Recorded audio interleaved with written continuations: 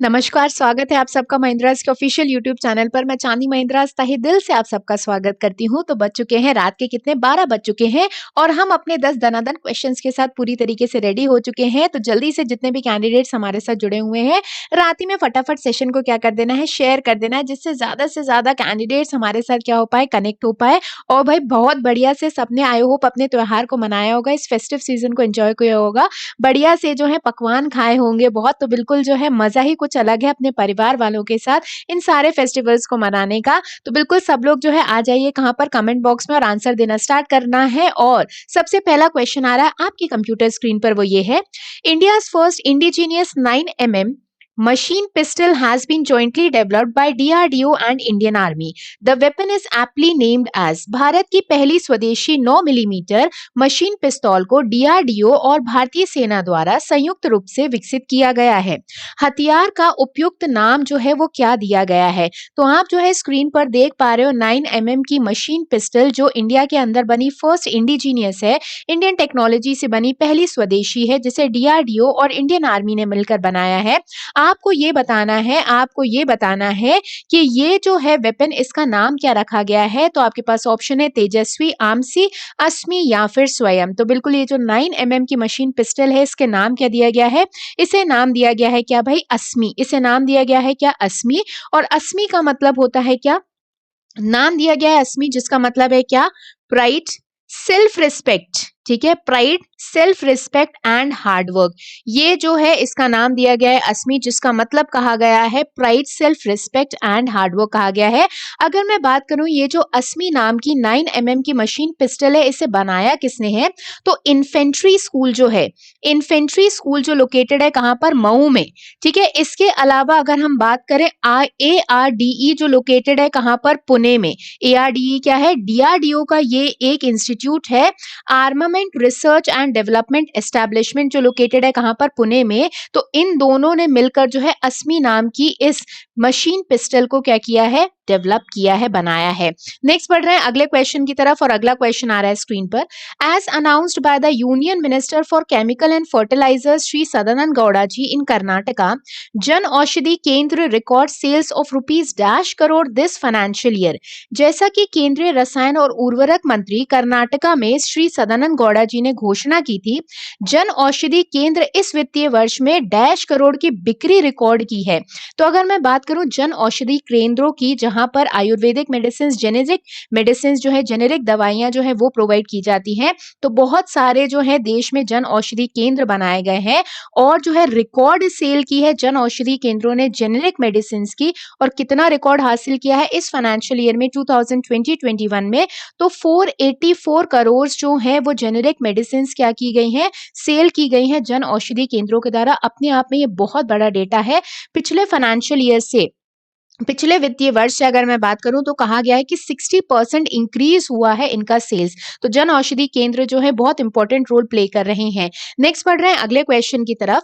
Which airport is inaugurated recently under RCS UDAN scheme and becomes the 54th airport under the UDAN scheme. हाल ही में RCS उड़ान योजना के तहत किस हवाई अड्डे का उद्घाटन किया गया है, और उड़ान योजना के तहत वे 54 नंबर का हवाई अड्डा बन गया है? तो अगर मैं बात करूं उड़ान योजना की, तो फुल फॉर्म क्या है? उड़े देश का आम नागरिक। उड़े देश का आम नागरिक। RCS क्या है? रीजनल कनेक्टिविटी स्कीम्स है, रीजन्स को कनेक्ट करने की बात की जा रही है। तो रीजनल कनेक्टिविटी स्कीम उड़ान, उड़े देश के आम नागरिक के तहत किस एयरपोर्ट को हाल ही में इनॉग्रेट किया गया है, जो 54th नंबर का एयरपोर्ट बन गया है उड़ान स्कीम के तहत, जो रीजन्स को आपस में क्या कर रहा है? कनेक्ट कर रहा है। तो बिल्कुल कौन से एयरपोर्ट का विमोचन किया गया है, वो कौन सा है? हिसार एयरपोर्ट। कौन सा एयरपोर्ट है? हिसार एयरपोर्ट की बात की गई है। अगर मैं बात करूं उड़ान RCS योजना की, तो इसको शुरुआत जो है वो 2017 में हुई। 2016 में इसकी घोषणा हो गई थी, 17 में बिडिंग प्रोसेस की शुरुआत हो गई थी, उड़ान 1 से प्रोसेस की शुरुआत हो गई थी। और अगर हम बात करें ये जो हिसार एयरपोर्ट है, यहाँ पर एयर टैक्सी की भी बात कह दी गई है कि एयर टैक्सी भी क्या की जाएगी? ऑपरेट की जाएगी। अगर मैं बात करूं हिसार की, तो मुझे कमेंट बॉक्स में जल्दी से लिखकर बताओ हिसार कहाँ पर लोकेटेड है? हिसार कहाँ पर लोकेटेड है? जल्दी से लिखकर बता दो भाई कमेंट बॉक्स में कि हिसार जो है कहाँ पर लोकेटेड है।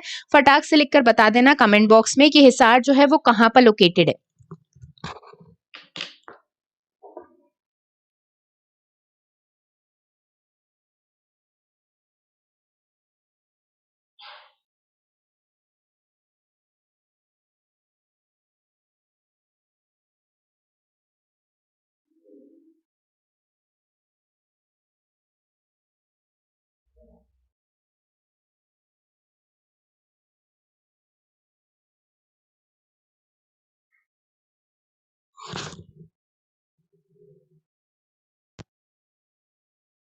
जल्दी से बता दो कि हिसार जो है कहाँ पर लोकेटेड है। बिल्कुल, अगर मैं बात करूँ किसके बारे में, हिसार एयरपोर्ट के बारे में, तो ये 54th नंबर का एयरपोर्ट बन गया है उड़े देश के आम नागरिक के तहत उड़ान स्कीम के तहत।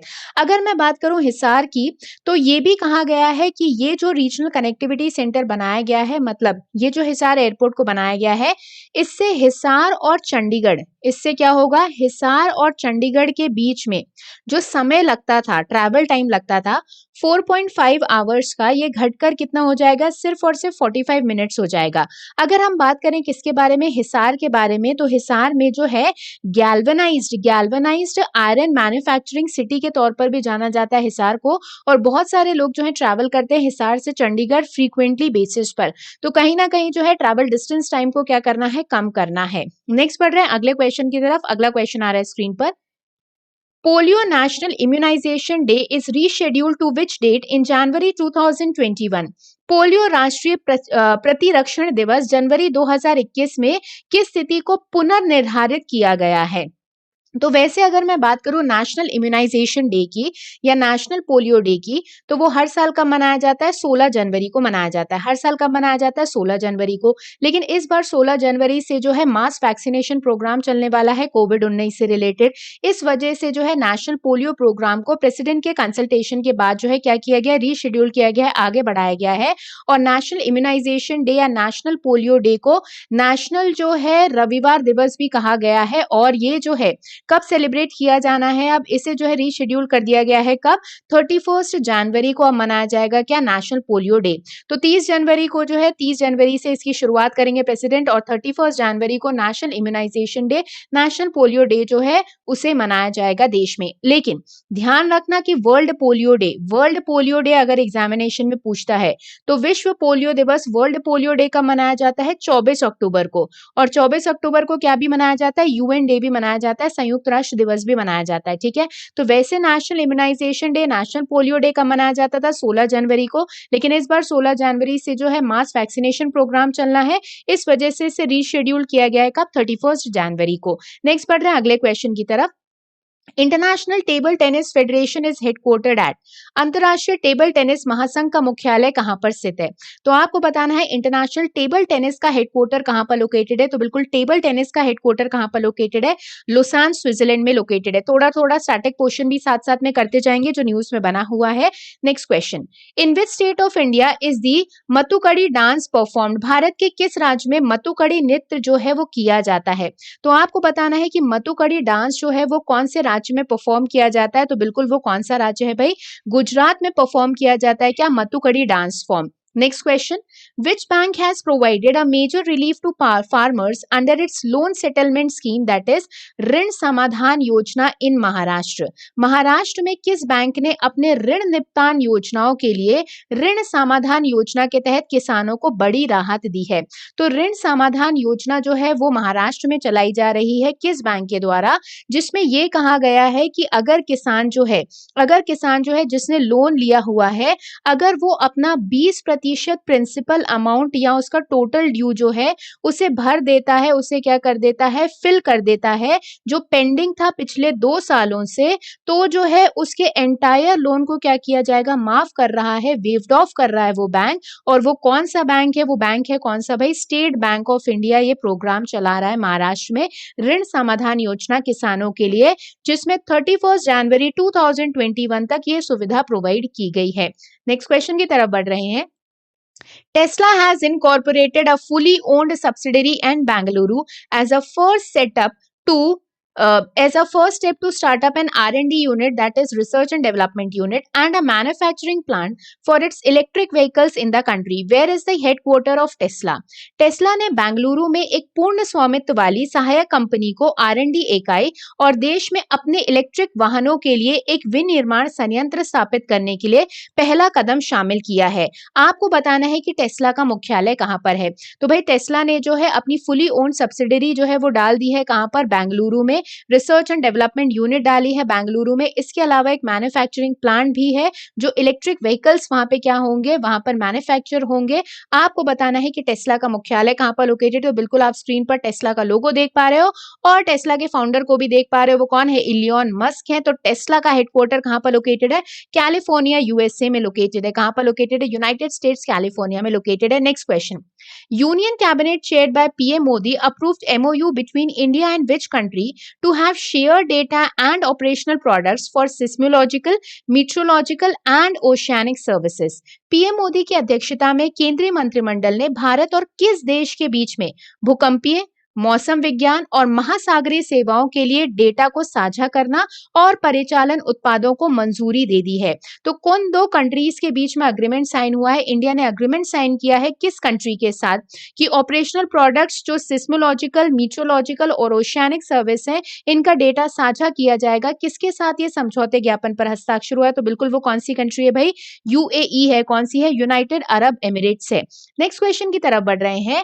19th Dhaka international film festival to pay tribute to which film maker. 19वां ढाका अंतर्राष्ट्रीय फिल्म महोत्सव जो है किस फिल्म निर्माता को श्रद्धांजलि देगा? तो 16 जनवरी से इनॉग्रेशनल सेरेमनी चालू होने वाली है 19वें ढाका इंटरनेशनल फिल्म फेस्टिवल की। तो ये जो है किस फिल्म मेकर को ट्रिब्यूट देगा और उनकी बहुत सारी फिल्मों को दर्शाया जाएगा, जैसे कि पैंथर पंचाली हो गई, ऐसे बहुत सारी मूवीज हैं उनकी जिन्हें दर्शाया जाएगा। तो बिल्कुल किसे ट्रिब्यूट दे रहा है? तो सत्यजीत रे जो फिल्म मेकर है उन्हें क्या दिया जाएगा? ट्रिब्यूट दिया जाएगा। ठीक है, तो मुजीबुर रहमान की बर्थ एनिवर्सरी के उपलक्ष्य में जो है बांग्लादेश ढाका में 19वां ढाका इंटरनेशनल फिल्म फेस्टिवल जो है वो सेलिब्रेट किया जाना है। तो आज के 10 दनादन क्वेश्चन जो है कंप्लीट हो चुके हैं। आई होप सारे लोगों को बहुत सारे आंसर्स जो है बन गए होंगे। ये कुछ अपकमिंग बैचेस हैं जो हम स्टार्ट करने वाले हैं हमारे ऑनलाइन प्लेटफॉर्म पे। तो बिल्कुल आप mahindras.org की वेबसाइट से जुड़ सकते हो और हमारे साथ जूम प्लेटफॉर्म से अपनी तैयारी को और भी बेहतरीन बना सकते हो। अगर मैं बात करूं तो जितने भी कैंडिडेट्स एस्पायरेंट्स मेरे प्यारे साथी अभी तक टेलीग्राम से मेरे साथ कनेक्ट नहीं है, तो बिल्कुल आप सिलेक्शन विद चांदनी के नाम से टेलीग्राम पर सर्च करके कनेक्ट हो सकते हो। सारे पीडीएफ इंपॉर्टेंट नोट्स, कोई भी दुख दर्द परेशानी हो तो बिल्कुल यहाँ पे क्या कर सकते हो? शेयर कर सकते हो। आज के सेशन को यहीं पे एंड करेंगे, लेकिन उससे पहले एक इंपॉर्टेंट इन्फॉर्मेशन ये है कि अब मिलेंगे सुबह 6:30 बजे अपने करंट अफेयर्स एनालिसिस के साथ। तो बिल्कुल सुबह 6:30 बजे जुड़ना मत भूलना। तब तक के लिए जिन्होंने क्या चैनल को सब्सक्राइब नहीं किया है भाई, चैनल को सब्सक्राइब करना ना भूलना। जाते जाते लाइक बटन दबाते जाना। अब मिलेंगे सुबह 6:30 बजे अपने करंट अफेयर्स एनालिसिस के साथ।